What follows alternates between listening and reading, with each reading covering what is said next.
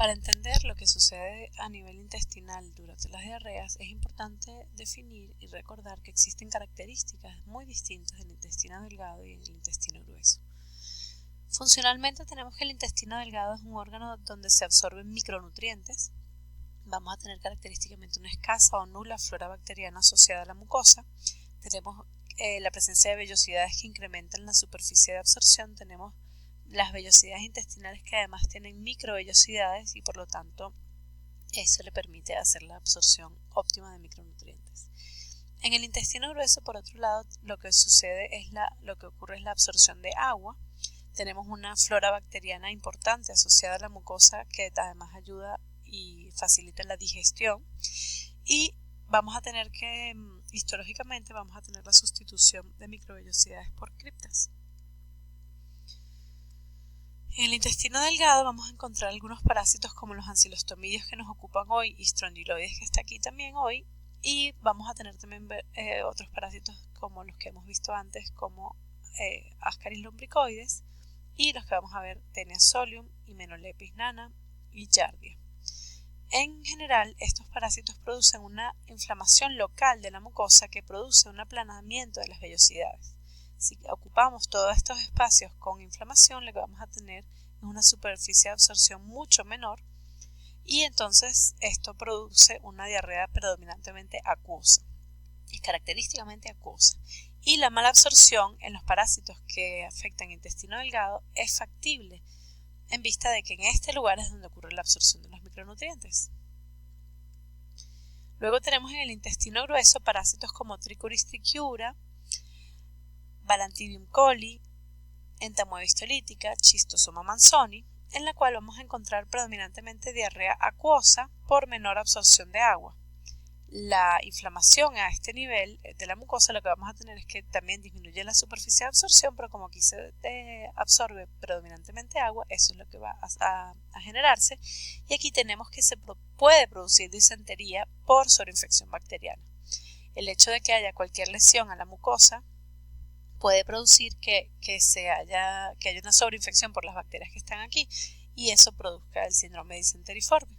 Además de la afectación que puede haber directa de los vasos que están allí cercanos y que pueden producir también sangramiento. Por lo tanto, en el intestino delgado vamos a tener que las manifestaciones clínicas características de todos estos parásitos que están en el intestino delgado son diarrea predominantemente acuosa, nunca vamos a encontrar disentería en el intestino delgado. Vamos a tener dolor en epigastrio o epigastralgia, y la mala absorción aquí podemos encontrarla. Es factible porque este es el lugar en el que ocurre la absorción de micronutrientes. Por otro lado, en el intestino grueso lo que vamos a encontrar podemos encontrar diarrea acuosa también, pero también pudiera ser disenteriforme. La característica disenteriforme nos hace pensar en los parásitos que pueden estar afectando intestino grueso o una patología que también pueda estar afectando el intestino grueso. Vamos a tener que el dolor está localizado, al contrario de las que están en intestino delgado, vamos a tenerlos predominantemente en marco colónico, y podemos tener asociado tenesmo rectal, que es esas ganas de evacuar sin poder evacuar del todo, y eso ocurre por irritación de los nervios perianales, y por lo tanto solo por contigüidad anatómica vamos a encontrar tenesmo rectal en afectación de intestino grueso, nunca del intestino delgado. Muy bien, entonces vamos a asociar el ciclo con los mecanismos de acción patógena y con su correlación clínica. Vamos a tener que entonces al principio del ciclo tenemos las larvas L3 ingresando en la piel de manos o de pies habitualmente, que luego por circulación periférica van a hacer migración tisular, entre ellas en pulmón, sigue siendo larva L3, y luego vamos a tener el adulto ya en el intestino delgado. Entonces, ¿qué vamos a tener? A nivel de piel, vamos a tener un mecanismo de acción patógena mecánico por la invasión en el lugar donde entra la larva. Sin embargo, esta lesión es evidentemente muy pequeña y muchas veces no se nota, que es una lesión microscópica. Sin embargo, gracias a la reacción de hipersensibilidad tipo 1, este lugar donde ingresa la larva puede amplificarse el efecto y por lo tanto producir unas manifestaciones clínicas más acentuadas.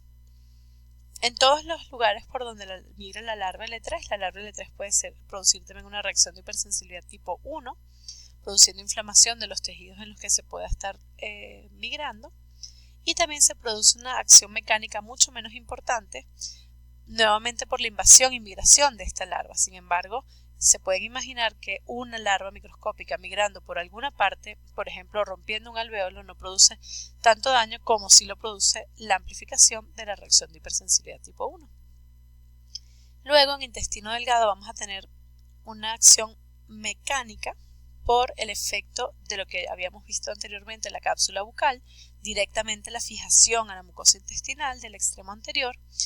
Y vamos a tener también, aquí es el parásito donde no hay duda, existe mucha literatura que habla sobre el efecto exfoliatriz de cualquier parásito. Sin embargo, ahí hay muchos dilemas al respecto, no hay consenso. Lo que sí hay consenso definitivo y que nunca se está discutiendo es el efecto exfoliatriz de los ancilostomidios, porque consumen directamente sangre y proteínas de esa lesión que ellos producen en la mucosa, produciendo anemia, independientemente de la carga parasitaria. Y también tenemos un efecto tóxico que permite, que es la producción del efecto anticoagulante de algunas proteasas que tienen también en la cápsula anterior y lo que en la extremidad anterior, de los adultos, y lo que produce principalmente es dejar el chorrito de sangre abierto de forma de poder continuar consumiendo la sangre. Y también tenemos una reacción de hipersensibilidad tipo 1, un efecto inmunológico en la mucosa que produce el aplanamiento de las mucosas y por lo tanto también la potencial deficiente absorción de micronutrientes con mala absorción intestinal. Entonces, ¿qué tenemos a nivel de piel? Urticaria, las lesiones que pueden ser sobre todo producidas por reinfecciones en el escenario de una reacción de hipersensibilidad tipo 1. Vamos a poder encontrar en hígado hepatomegalia y podemos encontrar durante el paso por el pulmón podemos encontrar síndrome de Loeffler. La característica tanto de la hepatomegalia como del síndrome de Loeffler es que aquí puede haber, es una manifestación clínica que es transitoria. ¿Qué es el síndrome de Loeffler? El síndrome de Loeffler se caracteriza por tos, fiebre y eosinofilia, que son transitorias. Ocurren porque durante el ciclo de luz, el paso a través del pulmón produce tos, fiebre y eosinofilia. Y a nivel gastrointestinal, cuando el adulto está en su hábitat definitivo, que es el intestino delgado, podemos encontrar predominantemente epigastralgia, que se confunde mucho con gastritis, por ejemplo. Vamos a tener diarrea acuosa intermitente. Aquí es muy importante recordar que las diarreas que producen los helmintos son intermitentes. A veces molestan, pasan 3 días que el paciente no siente nada, una semana, y después vuelve otra vez con manifestaciones clínicas. Y esto es la característica de los helmintos. Suelen ser calladitos y producen manifestaciones clínicas que no llevan a deshidratación, no llevan a trastornos hidroelectrolíticos, sino solo una incomodidad intermitente. Pueden asociarse astenia, disnea, palpitaciones, síncope y soplos, sobre todo asociados los últimos a la presencia de anemia por el efecto exfoliatriz, mecánico, tóxico e inmunológico del adulto en el intestino. Y pueden ver aquí, por ejemplo, este sería el resultado del laboratorio de este paciente que vimos en la imagen. La hemoglobina va a estar disminuida y vamos a encontrar habitualmente eosinófilos aumentados en su porcentaje y en su valor absoluto, porque estos parásitos se comportan como parásitos tisulares. ¿Por qué se comportan como parásitos tisulares durante parte de su ciclo? Porque migran por algunos órganos y durante esa migración tienen un contacto estrecho con el sistema inmunológico y por eso pueden producir eosinofilia, que se ve tanto en el porcentaje como en el valor absoluto. Y podemos encontrar en estos pacientes sangre oculta en heces positivo, por lo que comentábamos del chorrito abierto. Muy bien. Algunas complicaciones asociadas a ancilostoma duodenale y Necator americanos: deficiente crecimiento y desarrollo, bajo rendimiento escolar y desarrollo cognitivo. Y esto, como habíamos dicho anteriormente, es causa de mantener a las poblaciones que tienen prevalencias altas de ancilostomidos sometidos al subdesarrollo. Y tenemos complicaciones obstétricas importantes asociadas a la anemia de la madre, donde puede haber incluso muerte por anemia severa e insuficiencia cardíaca aguda severa. El diagnóstico lo vamos a hacer entonces a través de la observación macroscópica de adultos en heces o el examen simple de heces para buscar huevos. Lo que pedimos inicialmente suele ser el examen directo, que es solución salina y Lugol, y lo hacemos de una muestra sencilla, de una sola muestra, o podemos hacer métodos que permitan concentrar o clarificar las heces, que pueden ser el CATO. El examen directo lo tienen aquí ejemplificado y lo vamos a realizar durante las prácticas. Y también tenemos la posibilidad de mejorar la posibilidad de ver los huevos a través del CATO o con métodos de concentración como por ejemplo la sedimentación espontánea. Aquí tenemos la metodología del CATO diseñada en imágenes. El CATO también se puede hacer de forma cuantitativa. Decimos que el CATO no es un método de concentración, sino un método para aumentar la sensibilidad del examen de heces. Y el CATO-CATS se hace cuantitativo, y eso se hace porque se coloca una pequeña cantidad de heces que está medida y es comparable en cualquier parte del mundo donde éste se realice, y por esto se permite identificar la intensidad de infección.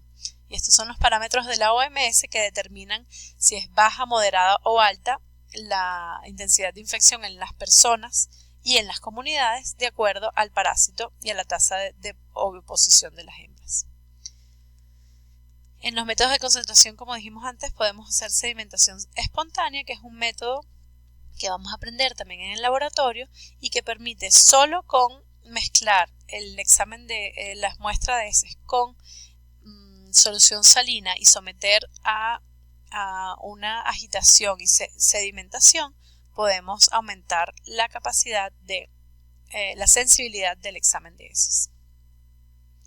Algunas técnicas que se pueden utilizar adicionalmente, pero con una infraestructura mucho más costosa, es por ejemplo una endoscopia digestiva, y aquí les quisiera mostrar que la imagen de ancilostomidios en la mucosa intestinal, y aquí también a un mayor aumento, como se pueden observar en una endoscopia digestiva superior, porque estamos hablando de parásitos que están en intestino delgado. Entonces, con una endoscopia digestiva superior es posible verlos. También están descritos algunos diagnósticos complementarios como la serología, el PCR. Sin embargo, en Venezuela no se justifica aplicar estas tecnologías para el diagnóstico, en vista de que tenemos capacidad para hacer examen parasitológico apropiado, que siempre va a ser el gold estándar. No olviden nunca, por favor, que en los parásitos en los que se puede hacer diagnóstico parasitológico, ese es el método en el que queremos buscar. Entonces, en estos parásitos que tienen dispersión a través de las heces, podemos hacer un examen coproparasitológico y demostrar la presencia de los parásitos. Muchas gracias.